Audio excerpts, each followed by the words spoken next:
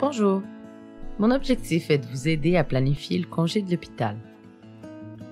Dès le début de votre séjour à l'hôpital, l'équipe de soins collaborera avec vous et vos proches pour planifier le congé. Vous serez informés et impliqués tout au long du processus. Cette vidéo s'adresse aussi aux personnes proches aidantes puisque leur collaboration contribue au retour sécuritaire des personnes dans leur milieu de vie. Voyons ce qu'il faut considérer pour faciliter le retour dans votre milieu de vie. À quel endroit irez-vous après votre hospitalisation? À votre domicile? Chez un ou une proche?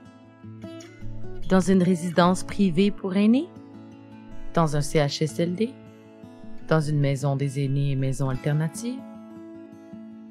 Dans une unité de réadaptation ou de convalescence? Le transport devrait être organisé par vous ou votre équipe de soins. Quel moyen de transport utiliserez-vous? En transport adapté? En transport collectif? Avec votre véhicule ou celui de quelqu'un d'autre? En taxi? En ambulance? À votre congé de l'hôpital, il est possible que le personnel vous donne une prescription pour vos médicaments. Si c'est le cas, allez à la pharmacie le plus tôt possible. On vous informera sur vos nouveaux médicaments à prendre et sur leurs effets indésirables possibles. Il est important de bien connaître la liste des médicaments à prendre, la posologie, c'est-à-dire la dose prescrite par votre médecin, et de savoir quand les prendre. Pendant votre hospitalisation, préparez vos questions à poser au personnel médical et aux autres professionnels. Demandez des explications. N'hésitez pas à demander plus de précision et à partager vos préoccupations. Finalement, demandez les coordonnées de la personne à contacter si vous avez d'autres questions. De retour à votre domicile, devrez-vous changer quelque chose à vos habitudes de vie et à votre quotidien? Par exemple, votre alimentation, votre conduite automobile, vos activités physiques, vos habitudes de sommeil. Il est important de connaître ces changements et de savoir quand vous pourrez revenir à vos habitudes de vie normales. Assurez-vous de connaître les signes et les symptômes qui pourraient nécessiter un retour à l'hôpital. Si vos symptômes sont alarmants, appelez le 911 ou rendez-vous à l'urgence.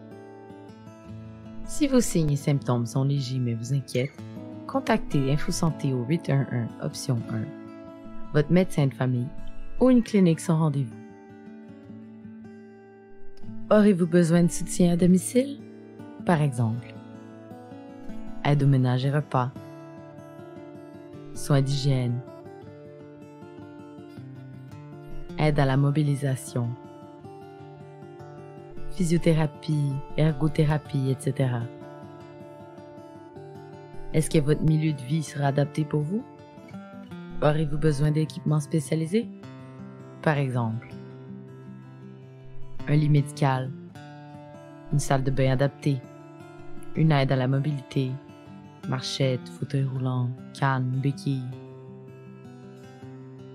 Si vous croyez avoir besoin de services de soutien à domicile ou d'équipement, informez l'équipe de soins le plus tôt possible. Au moment où vous recevrez votre congé de l'hôpital, il faudra contacter la personne responsable de votre transport, si ce n'est pas en transport adapté, en ambulance ou en taxi. Avoir les vêtements adaptés à la température de l'extérieur. Récupérez votre carte d'assurance maladie, votre carte d'hôpital, vos effets personnels et vos ordonnances de départ. Libérez la chambre dans un délai maximum de 2 heures et attendre dans le salon de départ. Nous espérons que cette vidéo vous a aidé à bien planifier votre congé de l'hôpital. N'hésitez pas à demander de l'aide au personnel soignant et à vos proches pour bien identifier vos besoins pour un retour à domicile sécuritaire. Votre collaboration et celle de vos proches est grandement appréciée. Pour plus d'informations, visitez le santéestrie.qc.ca/proche aidant. Bon retour à la maison!